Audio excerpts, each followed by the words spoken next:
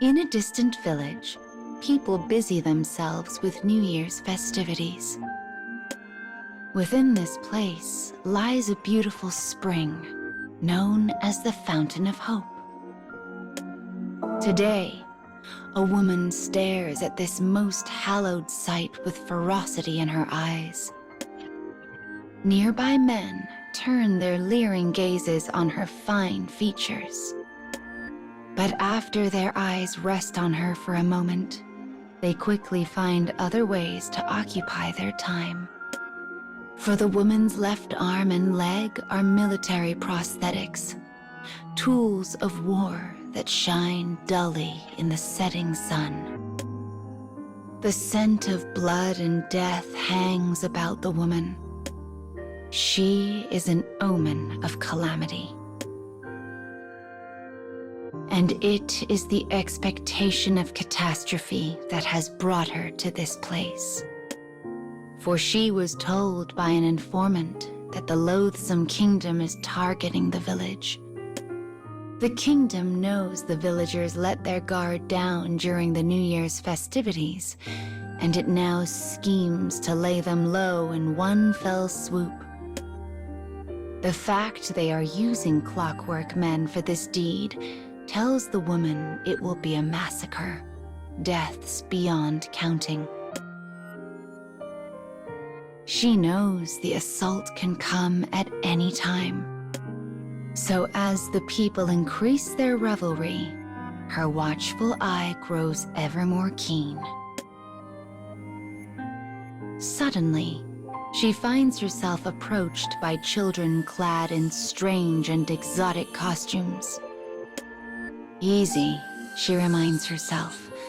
They're not part of the kingdom's plan. They're just kids. She expects the young ones to scatter when they see her false limbs, but to her great surprise, they instead gather around her with bright, shining smiles.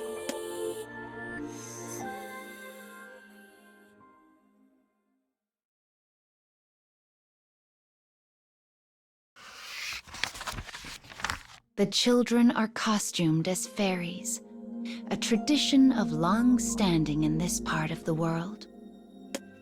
As the bewildered woman looks on, one of them steps forward and speaks. "Did your wish come true this year, ma'am?" As she contemplates her answer, one of the children holds out an offering on the palm of their hand. It is an intricately carved glass bead filled with water from the spring. A ghostly sort of moonlight shimmers on its surface as it wobbles back and forth. "It's a good luck charm," says the child. "We make them here." The woman recalls how she had seen the children running through town earlier, handing small baubles to the adults. This must be one of their traditions, a rite where kids dress as wish-granting fairies and hand out charms to everyone they meet. As understanding dawns, the woman's brow furrows. She does not have time for such folly. "Others need this more than me," she says, placing the charm back into the stunned child's hand. "Give it to them instead." She looks away, hoping to avoid the child's eyes. She does not need charms, or luck, or rights. She needs only revenge. She does not have the capacity to wish for everyone to be saved. It is simply not in her nature. The children stare at her, confused by her tragic expression. Then, not knowing what else to do, they say the words that complete the rite. "We hope all your wishes come true." Time passes. She waits. At midnight, fireworks blaze across the sky to herald the arrival of the new year. Their brilliance signals the climax of the festivities. The village and surrounding lands are bathed in a warm, flickering glow. One that reveals a heavily armored force moving slowly over the horizon.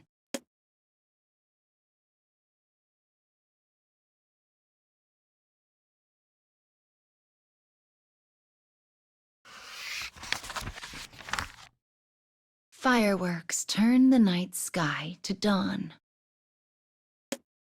Explosions spiral flesh and bone high into the air. The fountain of hope bubbles quietly. Blood trickles from the mouths of the dying. The festival, once a celebration, has become a rondo of despair.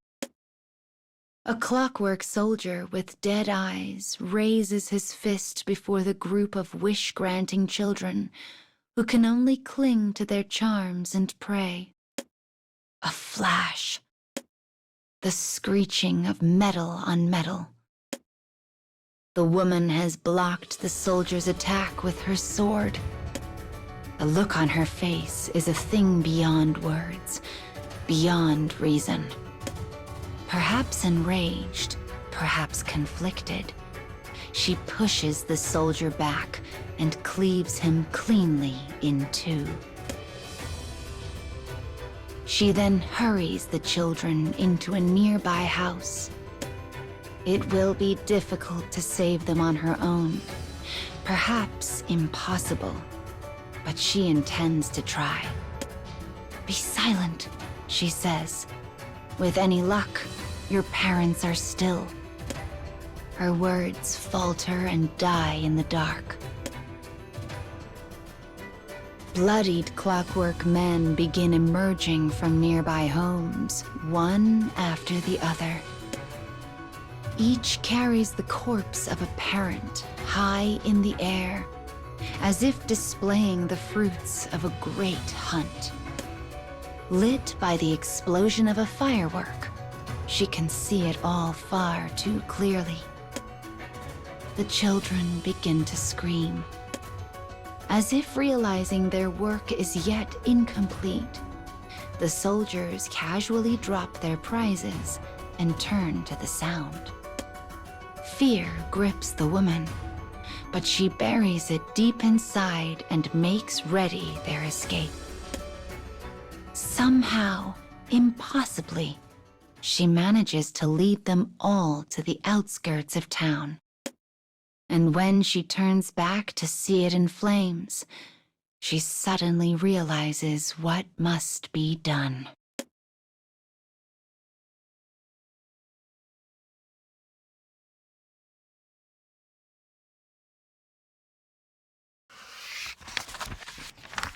The woman orders the panicked children to hide. They are sobbing, inconsolable. "This is our fault," they wail. "Our charms were not powerful enough." "Actually," says the woman, "I would like one of those charms now." Her voice is gentle, soothing. It is a thing so unfamiliar to her. Yet it is the same voice she used all those years ago, with the one she held so dear, the one she tried so hard to save. It is a voice that soothes the weakened, and it works a kind of calming magic on the children. She takes one of the good luck baubles in hand before turning back to town. As the children begin to pray, they grip their remaining charms tightly enough to leave deep marks on the palms of their tiny hands. To think the kingdom would try to steal hope from one so young.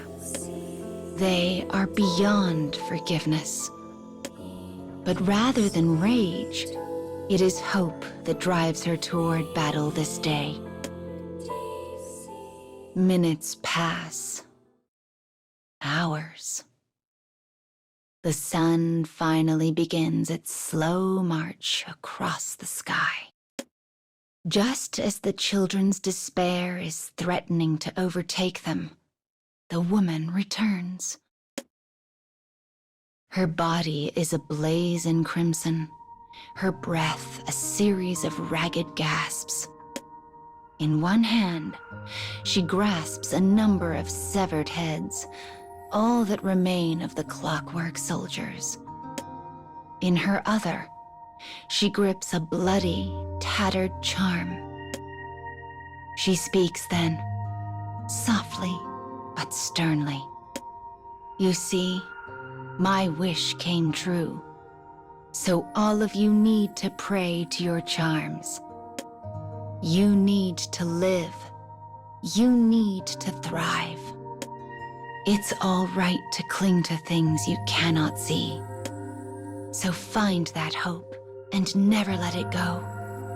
And when you have children of your own, make sure to pass it down to them as well. Her voice falters. Are her words true? Or is she simply trying to convince herself? She doesn't even know anymore. As she turns and walks away, the tears of the children begin their long descent to the earth below. And though their sadness threatens to overwhelm them, they continue to hold tightly to their charms and to their hope.